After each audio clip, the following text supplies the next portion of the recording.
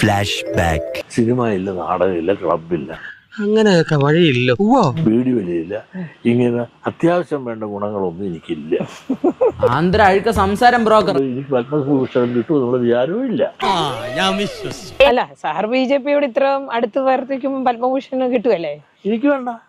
എന്നിട്ട് അതുകൊണ്ട് ഒരു പത്മഭൂഷൺ വല്ല വിലയുണ്ട? അത് കാശ് കൊടുത്താൽ കിട്ടുന്ന സാമാനമായിട്ട് മാറി. മനസ്സിലായില്ലേ?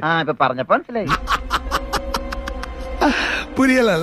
ഉണ്ടായിരുന്നു, കാലം ഉണ്ടായിരുന്നു. പത്മഭൂഷൺ ഏത് പട്ടിക്ക് വേണം? അതിൽ പിടിച്ചാടോ ഈ കൃഷ്ണമൂർത്തി കളിക്കാൻ പോകുന്നത്? ഇവിടെ ഇത്ര അടുത്ത് വർത്തിക്കുമ്പോൾ പത്മഭൂഷൺ കിട്ടുമല്ലേ?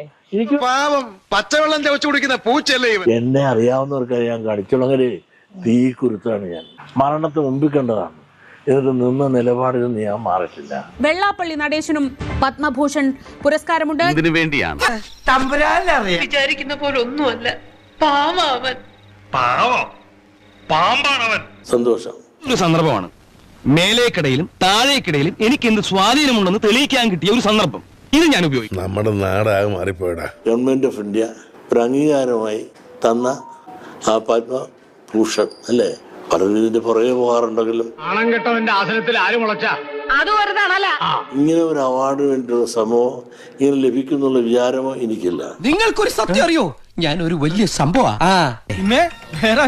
അപ്പൊ ഈ അവാർഡിന്റെ അവകാശികൾ ഞാനല്ല, ഇവിടുത്തെ എന്നെ ഇതിലേക്ക് പ്രാപ്തരാക്കിയ ജനങ്ങളാണ്. ഈ നാടിത് എങ്ങോട്ടാ പോകുന്നത് എന്റെ ഭഗവാനെ? ഞാൻ പോയിട്ട് നാളെ വരാം.